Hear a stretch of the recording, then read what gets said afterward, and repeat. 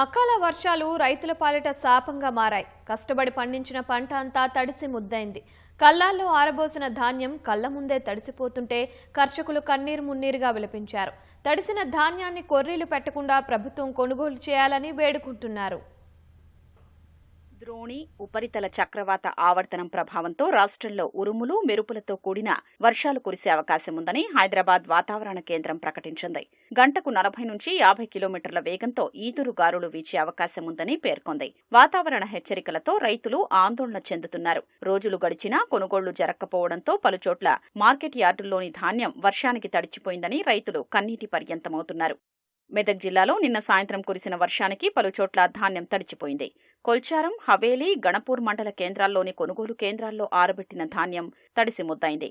ఈదురు గాలులకు జోగిపేట మెదక్ ప్రధాన రహదారిపై భారీ వృక్షం నేలకొరిగింది. పిడుగుపాటుతో రైతుకు చెందిన ఆవు మృతి చెందింది. కామారెడ్డి జిల్లా తాండూరు, మాసంపల్లి, భవానీపేట, మంబాజీపేట గ్రామాల్లో కొనుగోలు కేంద్రాల్లో ధాన్యం వర్షానికి తడిచిపోయింది.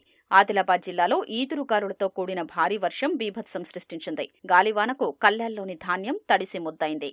ధాన్యం కొనుగోలులో ప్రభుత్వం పూర్తిగా విఫలమైందని పద్మా దేవేందర్ రెడ్డి విమర్శించారు.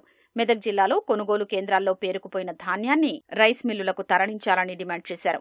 సిద్దిపేట జిల్లా రాయపోలు మండలం లింగారెడ్డిపల్లి కొనుగోలు కేంద్రం వద్ద హమాలీల కొరత, లారీల ఇబ్బందులపై రైతులు నిరసన వ్యక్తం చేశారు. గజ్వేల్, రామాయంపేట ప్రధాన రహదారిపై బైఠాయించి ధర్నాకు దిగారు. మెదక్ మండలం పేరూర్ ఐకేపీ కేంద్రంలో తూకం వేసిన ధాన్యానికి గుర్తు తెలియని దుండగులు నిప్పు పెట్టారు.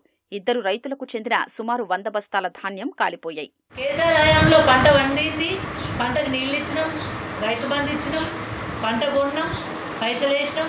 చివరికి తడిసి ఎప్పుడన్నా అలకాల వర్షం పడి తడిస్తే నల్ల వడ్లను కొని మొలకలు వచ్చిన వాటిని కూడా ఉన్నారు తప్ప ఎన్నో రైతులను ఇబ్బంది పెట్టలే. ఈ ప్రభుత్వం మాత్రం రైతులు చాలా ఇబ్బంది పడుతూ ఉన్నారు, చాలా నష్టపోతూ ఉన్నారు. అటు రైతు బంధు లేదు, ఇటు పంటకు కరెంటు సరఫరా లేదు, పండిన పంట కొనే పరిస్థితి లేదు. కాబట్టి వెంటనే అన్ని సెంటర్ల దగ్గర కూడా పంటను కొనాలి, లారీలు పంపేయాలని చెప్పి డిమాండ్ చేస్తాం.